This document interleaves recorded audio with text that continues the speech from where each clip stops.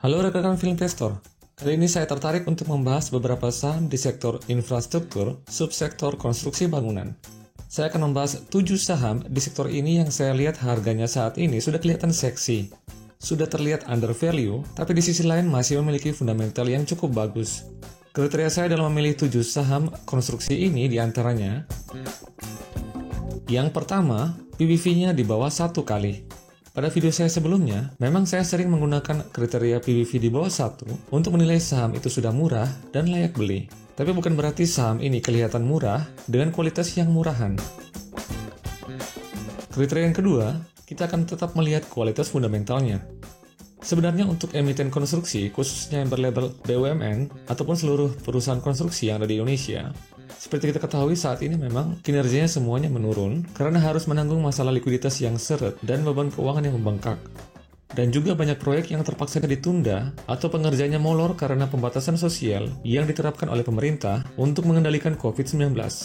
Nah untuk itu, untuk saham konstruksi, kali ini saya hanya perlu untuk mencermati perkembangan pendapatannya sampai dengan laporan keuangan terbaru, dan juga kita akan melihat progresnya pada kuartal pertama tahun 2021 ini, proyek-proyek apa saja yang dikerjakan, dan peluang serta prospeknya pada tahun 2021 ini.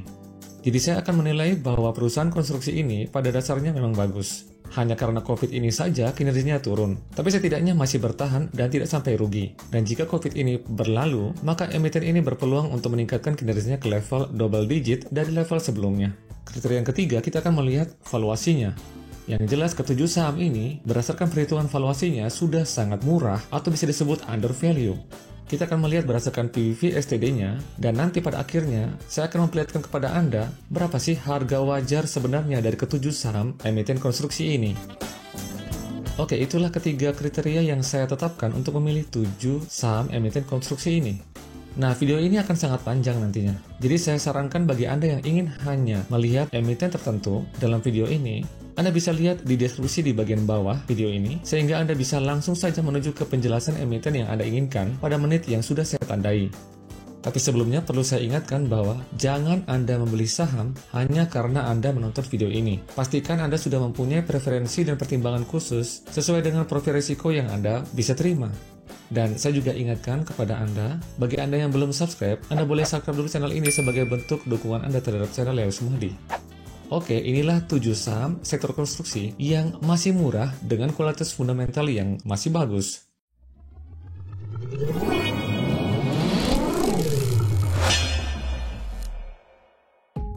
Emiten yang pertama ada Wijaya Karya Gedung dengan kode saham WG. WG adalah anak usaha Wijaya Karya yang khusus membangun gedung. Sampai dengan video ini dibuat, PR dan PBV-nya masing-masing sebesar 19 kali dan 0,88 kali. Pada tahun ini, perseroan akan membagikan dividen sebesar Rp3,21 per lembar saham. Kum dividen pada tanggal 28 Mei 2021 yang lalu. Jika mengacu pada harga saat ini 204 per lembar saham, maka WG memiliki dividen yield sebesar 1,5%. Jumlah ini menurun dari tahun lalu, yang pada tahun lalu WG membagikan dividen pada tanggal 8 April 2020 dengan nominal Rp11,8 per lembar saham. Yang pada saat itu WG mempunyai dividen yield sebesar 5,93%. Berikutnya kita akan melihat perkembangan kinerja terbaru perusahaan pada kuartal pertama tahun 2021. Pada kuartal ini, WG berhasil memperoleh pendapatan sebesar 779 miliar. Jumlah ini turun sebesar minus 18% dari periode yang sama tahun sebelumnya yang sebesar 957 miliar. Pada kuartal ini, perusahaan berhasil memperoleh laba bersih sebesar 53 miliar. Jumlah ini menurun sebesar minus 35% dari periode yang sama tahun sebelumnya yang sebesar 82 miliar. Nah, untuk perkembangan terbaru, saat ini PT Wijaya Karya Gedung telah berhasil mengantongi kontrak baru sebesar 757,87 miliar pada kuartal pertama tahun 2021. Capaian ini meningkat 3 kali lipat ketimbang periode yang sama tahun lalu. Pada periode kuartal pertama tahun 2020 yang lalu, kontrak baru yang bisa diraih perusahaan hanya sebesar 237 miliar. Hanya saja memang raihan kontrak terbaru WG ini yang sebesar 754,87 miliar ini baru sekitar 18% dari target kontrak baru senilai 4,22 triliun yang dipatok perusahaan sepanjang tahun 2021 ini. Nah, kontrak terbaru yang didapat oleh WG sampai dengan Maret tahun 2021 ini diperoleh dari proyek-proyek pemerintah sebanyak 70,2%, swasta sebanyak 29,5%, serta proyek-proyek dari BUMN sebesar 0,4%. Segmen residensial menempati posisi pengerjaan terbanyak sebanyak 54%, disusul fasilitas publik sebesar 33%, komersial sebesar 8%, dan office sebesar 4%. Berikutnya kita akan melihat valuasinya. Nah, berikut ini adalah data mengenai rata-rata PBV WG selama 5 tahun terakhir.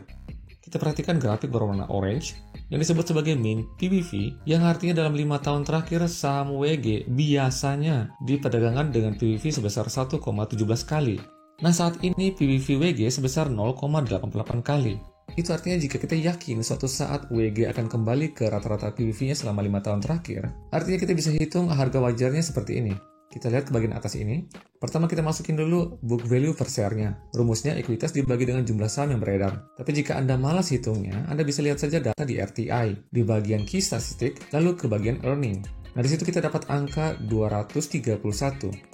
Lalu kita juga masukkan mean PBV-nya 1,17 kali, rata-rata PBV-nya selama 5 tahun tadi. Maka kita dapat harga wajar WG harusnya sebesar Rp270 per lembar saham. Dapatnya dari book value per share-nya ini dikalikan mean PBV-nya.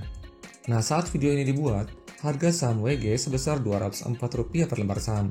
Nah, itu artinya kita punya margin of safety sebesar 24,52% yang saya dapat dari presentasi selisih harga wajar dan harganya saat ini.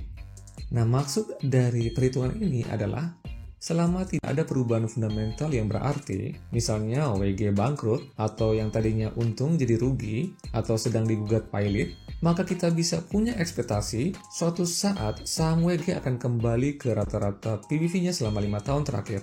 Dan saya melihat sejauh ini ancaman pilot itu tidak ada, karena WG mempunyai kesehatan keuangan atau solvabilitas yang masih cukup baik sampai dengan kuartal pertama tahun 2021 ini. Emiten yang kedua adalah Wika, Wijaya Karya. Nah, kalau yang pertama tadi kita analisa anaknya, yaitu Wijaya Karya Gedung. Nah, emiten yang kedua ini kita bicara tentang induknya, Wijaya Karya dengan kode saham Wika. Sampai dengan video ini dibuat, PR dan PBV Wika masing-masing sebesar 38,59 kali dan 0,88 kali. Terakhir kali, Wika membagikan dividen pada tanggal 16 Juni 2020 dengan nominal dividen sebesar Rp50,95 per lembar saham. Saat ini dividen yield Wika sebesar 4,16%. Dan kabar terbaru yang saya terima, Wika sepertinya tidak akan membagikan dividen pada tahun 2021 ini. Perusahaan akan mencadangkan seluruh laba yang diperoleh pada tahun buku 2020. Berikutnya kita akan melihat perkembangan terbaru kinerja perusahaan pada kuartal pertama tahun 2021. Pada kuartal ini, pendapatan Wijaya Karya tercatat sebesar 3,9 triliun. Jumlah ini turun sebesar minus 4,8% dari periode yang sama tahun sebelumnya yang sebesar 4,1 triliun. Pada kuartal pertama ini, laba perusahaan tercatat sebesar 105 miliar. Jumlah ini turun sebesar 30% dari periode yang sama tahun sebelumnya yang sebesar 152 miliar. Nah, untuk perkembangan terbaru, sepanjang kuartal pertama tahun 2021 ini, PT Wijaya Karya mencatatkan kontrak baru senilai 4,65 triliun. Sebelumnya, PT Wijaya Karya menargetkan kontrak baru sebesar 40,12 triliun pada keseluruhan 2021 ini. Dari rencana ini, perseroan menargetkan perolehan kontrak atau order book sebesar 115,2 triliun. Salah satunya berasal dari proyek sistem penyediaan air minum regional Jatiluhur 1. Proyek Regional Jatiluhur 1 ini akan menyediakan air minum curah sebesar 4.750 liter per detik kepada 4 wilayah termasuk DKI Jakarta. Dalam proyek ini, Wika tergabung dalam konsorsium yang di dalamnya ada PT Jaya Konstruksi Manggala Pratama dan PT Tirta Gemah Ripah. Berikutnya kita akan melihat valuasinya. Seperti saham-saham sebelumnya yang tadi sudah saya jelaskan, ini adalah grafik yang menunjukkan rata-rata PBV Wika selama 10 tahun terakhir. Kita perhatikan grafik berwarna orange yang disebut sebagai mean PBV, yang artinya dalam 10 tahun terakhir, saham Wika biasanya diperdagangkan dengan PBV sebesar 2,84 kali. Nah, saat ini PBV Wika sebesar 0,88 kali. Jika suatu saat kita yakin Wika akan kembali ke rata-rata PBV-nya selama 10 tahun terakhir, nah kita bisa hitung harga wajarnya seperti ini. Seperti yang tadi sudah saya jelaskan, kita masukkan angka book value per share-nya 1534 yang rumusnya adalah ekuitas dibagikan jumlah saham yang beredar. Tapi jika Anda malas hitungnya, Anda bisa saja lihat data di RTI Mobile ke bagian key statistik lalu ke earning. Lalu kita juga masukkan mean PBV-nya 2,84 kali, maka kita dapat harga wajar Wika harusnya sebesar Rp4.357 per lembar saham. Perhitungannya sama seperti tadi, book value per share-nya dikalikan mean PBV-nya. Nah, pada saat video ini dibuat, harga saham Wika sebesar Rp1.345 per lembar saham. Itu artinya kita punya margin of safety sebesar 69,13% yang saya dapat dari presentasi selisih harga wajar dan harganya saat ini. Nah, jika kita kurang yakin suatu saat Wika akan kembali ke rata-rata PBV-nya selama 10 tahun, kita bisa turunkan level confidence kita ke -1 standar defisit PBV-nya yang ditujukan oleh grafik berwarna hijau. Kita lihat angkanya sebesar 1,29 kali. Nah, perhitungannya sama seperti tadi. Maka kita bisa dapat harga wajar Wika harusnya sebesar Rp1.994 per lembar saham, yang artinya kita punya margin of safety sebesar 31,50%. Saham ini benar-benar murah. Secara fundamental, Wika juga bukan perusahaan murahan. Hanya karena COVID saja, emiten ini punya kinerja yang turun. Tapi jika pandemi ini berlalu, dan memang suatu saat pasti akan selesai, maka kinerja Wika pasti akan pulih lagi seperti sebelumnya. Tapi jika disuruh pilih WG atau Wika, saya akan pilih WG. Karena memang sama murahnya, tapi WG punya kualitas kesehatan keuangan yang jauh lebih baik daripada Wika. Dan karena WG ini, menurut penilaian saya, bisnis utamanya adalah membangun gedung, sehingga perputaran atau cash flow-nya lebih lancar ketimbang Wika. Karena membangun gedung tidak selama atau mempunyai waktu pengerjaan yang lebih singkat timbang proyek-proyek infrastruktur besar yang dikerjakan oleh Wika. Dan ini membuat arus kas dari Wika lebih seret ketimbang WG. Emiten yang ketiga adalah Total Bangun Persada dengan kode saham TOTL. Ini adalah salah satu perusahaan konstruksi swasta tertua di Indonesia yang berdiri pada tahun 1970-an. Mayoritas gedung yang dibangun TOTL memiliki cita rasa arsitektur yang modern dan mewah, sehingga TOTL dikenal sebagai konstruktor gedung-gedung kelas premium atau bisa kita sebut sebagai grade A-nya. Beberapa gedung yang pernah dibangun oleh Total Bangun Persada diantaranya Wisma GKBI, Hotel Crown Plaza, Apartemen Regatta, Superblok Central Park, The City Tower, dan Menara Astra. Sampai dengan video ini dibuat, PR dan PBV TOTL masing-masing sebesar 13,57 kali dan 0,91 kali. Terakhir, TOTL membagikan dividen pada tanggal 17 Mei 2021 yang lalu dengan nominal sebesar Rp10 per lembar saham. Nah, berdasarkan harganya saat ini, 320 per lembar saham, artinya dividen yield TOTL sebesar 3,13%. Kemudian kita akan lihat progres kinerja terbaru pada kuartal pertama tahun 2021 ini.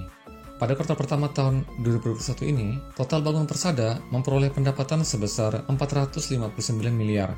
Jumlah ini turun sebesar minus 36% dari periode yang sama tahun sebelumnya yang sebesar 725 miliar. Pada kuartal pertama ini, Total Bangun Persada memperoleh laba bersih sebesar 31 miliar. Jumlah ini turun sebesar minus 48% dari periode yang sama tahun sebelumnya sebesar 60 miliar. Nah, untuk perkembangan terbarunya, Total Bangun Persada mencatatkan realisasi belanja modal senilai 130,7 juta sampai dengan kuartal pertama tahun 2021 ini. Realisasi ini setara dengan 4,36% dari total belanja modal perseroan yang ditetapkan pada tahun 2021 ini sebesar 3 miliar. Nah, ada yang menarik yang saya mau tunjukkan berkaitan dengan kesehatan keuangan Total Bangun Persada.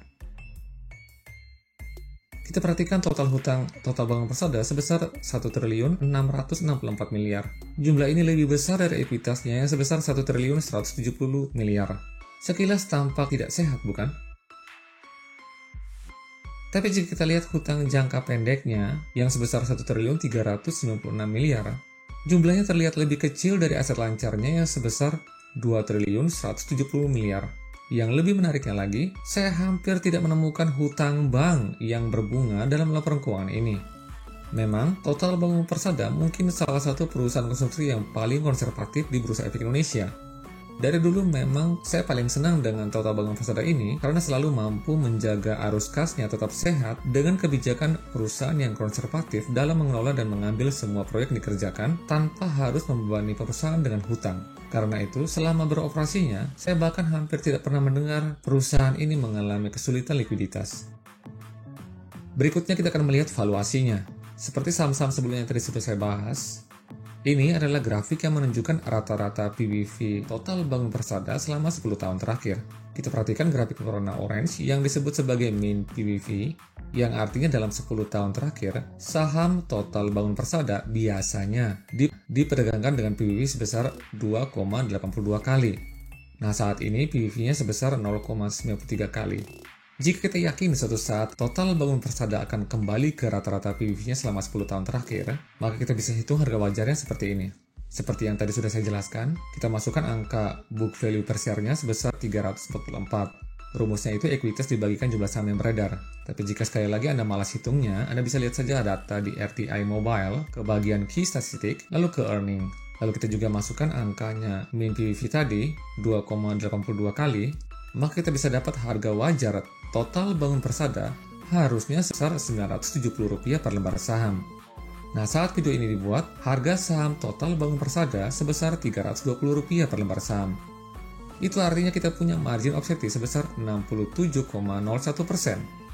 Tapi jika kita kurang yakin, suatu saat total Bangun Persada akan kembali ke rata-rata PBV-nya selama 10 tahun, kita bisa menurunkan level confidence kita ke -1 standard deviation band-nya yang ditujukan oleh grafik berwarna hijau, angkanya sebesar 1,53 kali. Dan sesuai dengan perhitungan tadi, sama perhitungannya, kita bisa dapat harga wajar total Bangun Persada harusnya sebesar Rp526 per lembar saham. Dan itu artinya kita punya margin of safety sebesar 39,20%. Sama saja jika Anda menggunakan mean PBV-nya, atau Anda bisa turunkan sedikit levelnya ke -1, tetap saja kita punya mouse yang cukup besar untuk memastikan Anda mendapat cuan yang besar dari saham ini. Hanya memang yang dibutuhkan oleh total Bangun Persada saat ini, minimal kinerjanya confirm pulih dulu. Paling tidak kembali naik dari tahun 2020. Jika itu terjadi, maka bukan tidak mungkin saham total Bangun Persada akan mencapai harga wajarnya di tahun 2021 ini. Emiten yang keempat adalah Bukaka Teknik Utama dengan kode saham BUKK. Emiten ini sebenarnya merupakan perusahaan holding di bidang konstruksi dan bangunan serta non-bangunan. Tapi yang menarik dari Bukaka ini, pada masing-masing unit bisnisnya, perusahaan ini fokus atau sudah ahli dalam mengerjakan sesuatu produk. Contohnya, pada unit usaha yang paling populer dari emiten ini adalah unit usaha Passenger Boarding Bridge yang khusus membuat garbarata atau jembatan penyeberangan dari bandara menuju ke pintu pesawat. Bukaka Teknik Utama diketahui merupakan satu-satunya perusahaan yang memproduksi garbarata ini di Indonesia. Sampai saat ini perusahaan telah memproduksi sebanyak 974 garbarata dan telah digunakan di dalam negeri serta diekspor ke berbagai negara, di antaranya Singapura, Thailand, Malaysia, Myanmar, Timor Leste, Laos, Brunei Darussalam, Filipina, Tiongkok, Jepang, Hong Kong, India, Bangladesh, dan Chili. Kemudian untuk unit bisnis Steel Tower, Bukaka ternyata juga merupakan satu-satunya perusahaan di Asia Tenggara yang memiliki fasilitas testing tower berkapasitas hingga 500 kV. Bukaka Teknik banyak mendapat proyek pembuatan tower telekomunikasi dan listrik dari beberapa perusahaan di antaranya PT Tower Bersama Infrastruktur, PT Daya Mitra, PT Huawei Indonesia, dan PLN, serta PT Krakatau Engineering. Lalu ada unit bisnis Special Purpose Vehicle yang memproduksi berbagai kendaraan dengan spesifikasi khusus. Lalu ada beberapa unit usaha lainnya dari Bukaka, yaitu unit usaha pembuatan jembatan khusus baja.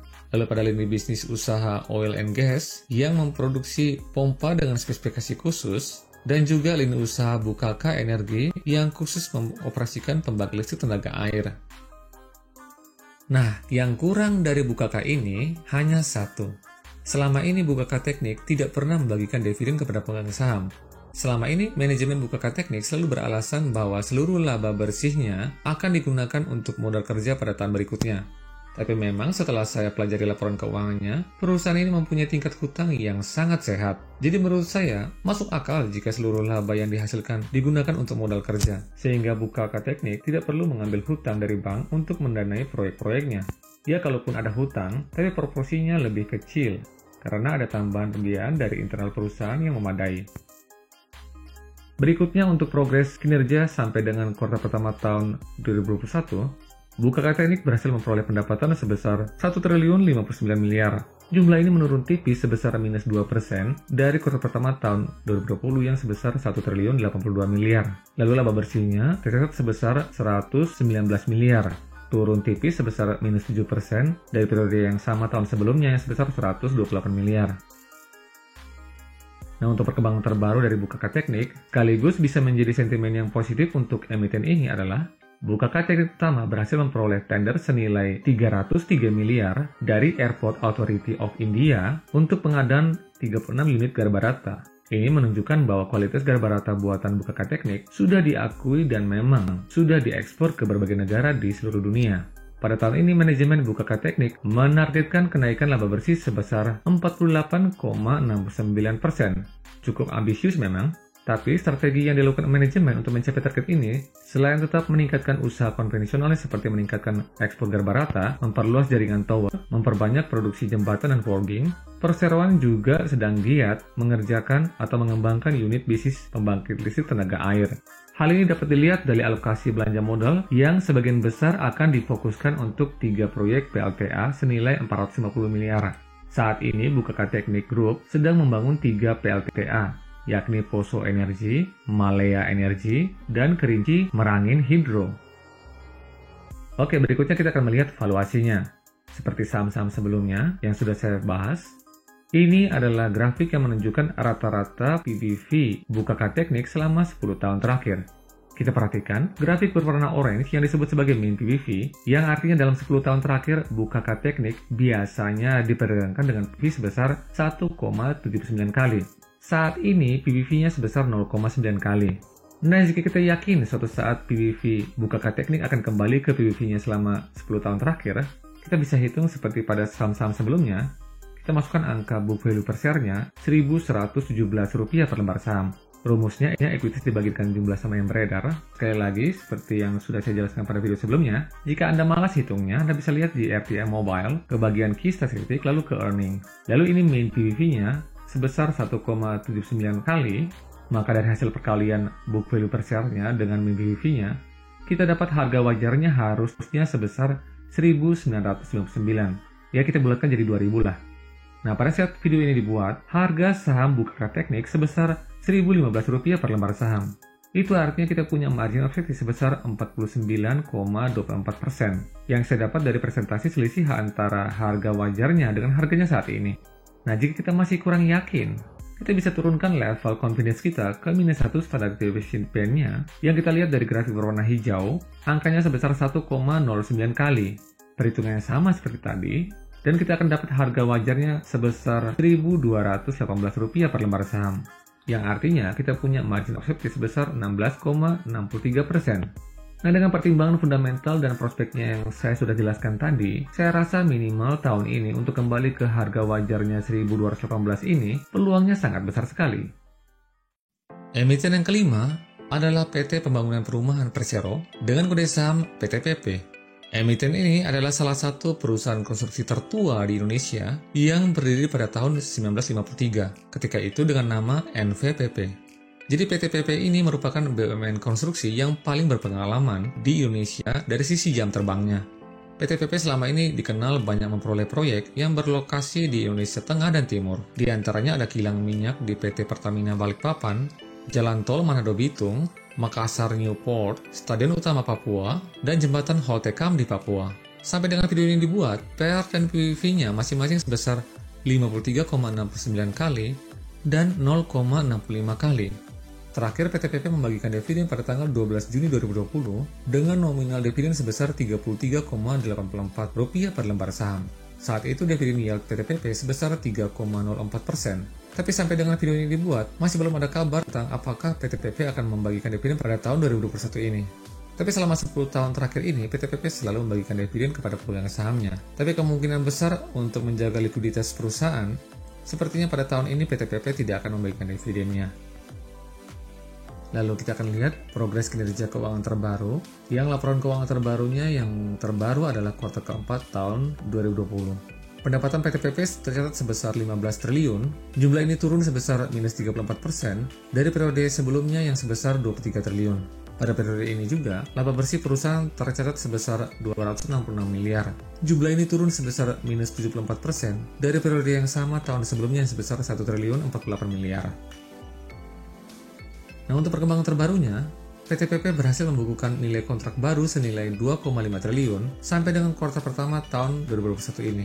Perolehan kontrak baru ini setara dengan 8,30% dari target perusahaan pada tahun ini yang sebesar 30,1 triliun.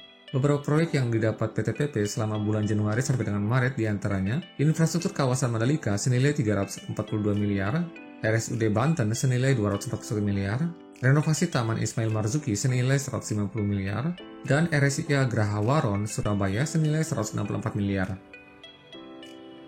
Berikutnya kita akan lihat valuasinya. Ini adalah rata-rata PBV PTPP selama 10 tahun terakhir. Kita perhatikan grafik berwarna orange yang disebut sebagai mean PBV, yang artinya dalam 10 tahun terakhir, saham PTPP biasanya diperdagangkan dengan PBV sebesar 2,96 kali. Saat ini PBV PTPP sebesar 0,65 kali. Nah, jika kita yakin suatu saat PTPP ini akan kembali ke rata-rata PBV-nya selama 10 tahun terakhir, seperti saham-saham sebelumnya yang tadi sudah saya jelaskan, kita bisa hitung harga wajarnya seperti ini. Kita masukkan book value per share-nya 1.714. Rumusnya, ekuitas dibagi jumlah saham yang beredar. Tapi sekali lagi, jika Anda malas hitungnya, Anda bisa lihat saja di data tadi, RTI Mobile, di bagian key statistik, lalu ke earning. Lalu kita masukkan angka mean PBV-nya 2,96 kali, maka kita bisa dapat harga wajar PTPP harusnya sebesar Rp5.073 per lembar saham. Angkanya didapat dari book value per share dikalikan mean PBV-nya. Nah, pada saat ini dibuat, harga saham PTPP sebesar Rp1.165 per lembar saham. Itu artinya kita punya margin of safety sebesar 77,04%. Angka ini didapat dari presentasi selisih antara harga wajar dan harganya saat ini. Nah, jika kita kurang yakin suatu saat PTPP akan kembali ke rata-rata PBV-nya selama 10 tahun terakhir, kita bisa sedikit turunkan levelnya atau level confidence kita ke level -1 STD PBV-nya yang ditunjukkan grafik berwarna hijau, angkanya sebesar 0,84 kali. Perhitungannya seperti tadi, sama, dan kita akan dapat harga wajarnya harusnya sebesar Rp1.440 per lembar saham, yang artinya kita punya margin of safety sebesar 19,08%. Emiten yang keenam adalah PT Adikarya dengan kode saham ADI, ADHI. Emiten ini merupakan salah satu BUMN konstruksi yang sudah punya pengalaman membangun infrastruktur di Indonesia. Salah satu proyek terbesar yang pernah diselesaikannya adalah Jalan Tol Benua di Bali, yang merupakan jalan tol pertama di atas laut yang dibangun di Indonesia. Saat ini, ADI mempunyai PER dan PBV sebesar 135,29 kali dan 0,66 kali.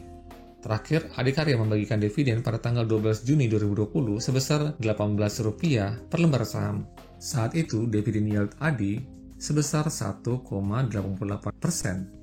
Dalam RUPST yang terbaru pada tanggal 25 Mei yang lalu, perusahaan memutuskan untuk tidak membagikan dividen pada tahun ini. Ini adalah kali pertama sejak 10 tahun terakhir, Adikarya tidak membagikan dividennya. Lalu kita akan melihat kinerja terbaru perusahaan. Pada kuartal pertama tahun 2021, pendapatan ADI tercatat sebesar 2,1 triliun. Jumlah ini turun sebesar minus 30% dari periode yang sama tahun sebelumnya yang sebesar 3 triliun. Pada kuartal pertama ini, laba perusahaan tercatat sebesar 5,8 miliar. Jumlah ini turun sebesar minus 36% dari periode yang sama tahun sebelumnya sebesar 9,1 miliar. Untuk tahun ini, manajemen Adikarya menargetkan pertumbuhan kontrak baru sebesar 20%. Sampai dengan April tahun ini, Adikarya sudah meraih kontrak baru senilai 3,6 triliun. Jumlah ini setara dengan 15% dari target kontrak baru sebesar 24 triliun pada tahun ini. Berikutnya kita akan lihat valuasinya. Sama seperti pada penjelasan saham-saham sebelumnya, ini adalah grafik yang menunjukkan PBV rata-rata Adikarya selama 10 tahun terakhir. Grafik berwarna orange yang disebut sebagai mean PBV, yang artinya dalam 10 tahun terakhir, saham Adikarya biasanya diperdagangkan dengan PBV sebesar 2,02 kali. Nah, saat ini PBV Adikarya sebesar 0,66 kali. Jika kita yakin suatu saat Adikarya akan kembali ke rata-rata PBV-nya selama 10 tahun terakhir, kita bisa hitung sama seperti yang tadi sudah saya jelaskan. Kita bisa masukkan angka book value per share-nya yang kita bisa lihat di data RTI, lalu ke bagian key statistik, di bagian earning, kita dapat angkanya 1.560. Lalu kita masukkan mean PBV-nya 2,02 kali, maka kita bisa dapat harga wajarnya, book value per share dikalikan mean PBV-nya, harusnya harga wajarnya sebesar Rp3.151 per lembar saham. Nah, pada saat video ini dibuat, harga saham Adikarya sebesar Rp1.025 per lembar saham. Itu artinya kita punya margin of safety sebesar 67,47% yang saya dapat dari presentasi selisih harga wajar dan harganya saat ini. Emiten yang terakhir adalah Wijaya Karya Beton dengan kode saham WTON, Weton. Emiten ini merupakan anak usaha dari PT Wijaya Karya yang usahanya khusus memproduksi beton percas. Nah, di Bursa Efek Indonesia setidaknya ada 2 saham yang bisnisnya beton percas, yaitu Weton dan WSBP. Nah, saya awalnya melakukan perbandingan kinerja dari kedua emiten ini berdasarkan laporan keuangan terbaru yang dirilis oleh perusahaan. Nah, dari hasil perbandingan itu, pada akhirnya pilihan saya jatuh pada Weton. Saya menganalisa dari kinerjanya dan kondisi keuangan Weton saat ini jauh lebih baik ketimbang WSBP. Nanti saya akan jelaskan pada video yang berikutnya. Saat ini, Weton mempunyai PER dan PBV sebesar 27,9 kali dan 0,78 kali. Pada tahun ini, Weton berencana membagikan dividen sebesar Rp2,94 per lembar saham. Dividen ditetapkan pada tanggal 8 Juni 2021. Jika mengacu pada harga saham ini Rp298 per lembar saham, itu artinya dividen yield Weton sebesar 0,98%. Jumlah ini memang turun drastis dari tahun lalu yang ketika itu mencapai dividen yield sebesar 5%, dengan nominal dividen sebesar Rp15 per lembar saham. Tapi setidaknya ini lebih baik ketimbang WSBP yang tidak sama sekali membagikan dividennya karena perusahaan mengalami kerugian.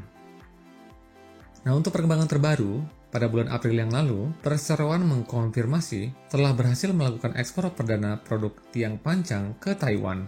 Ini merupakan awal dari misi Weton untuk menjadi perusahaan beton percas berskala global di dunia.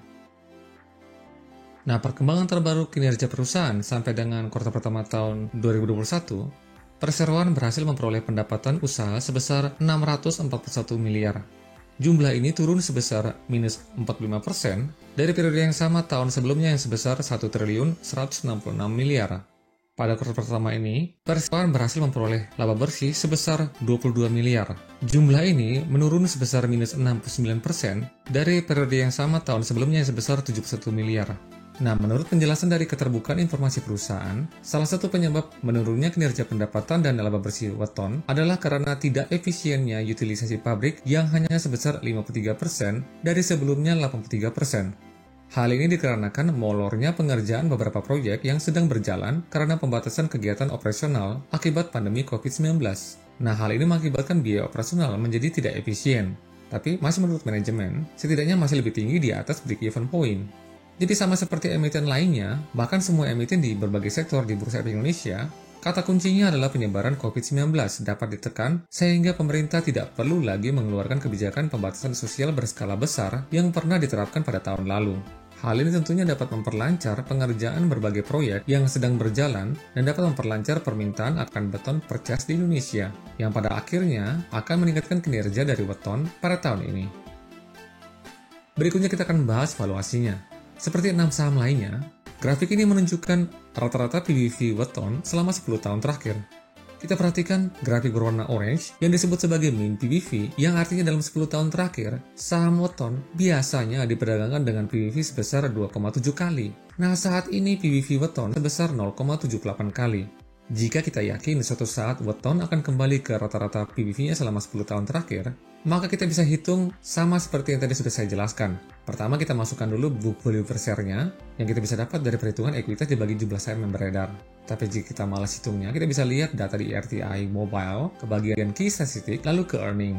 Di situ kita bisa dapat angkanya 384. Lalu kita masukkan mean PBV-nya 2,7 kali, maka kita bisa dapat harga wajarnya book value per share dikali mean PBV-nya, harusnya harga wajar Weton sebesar Rp1.037 per lembar saham. Nah, pada saat video ini dibuat, harga saham Weton sebesar Rp298 per lembar saham. Itu artinya kita punya margin of safety sebesar 71,26%. Angka ini didapat dari presentasi selisih harga wajar dan harganya saat ini.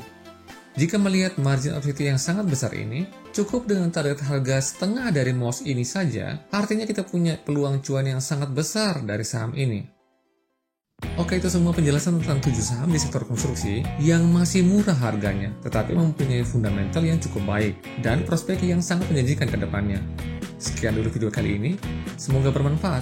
Salam Value Investor.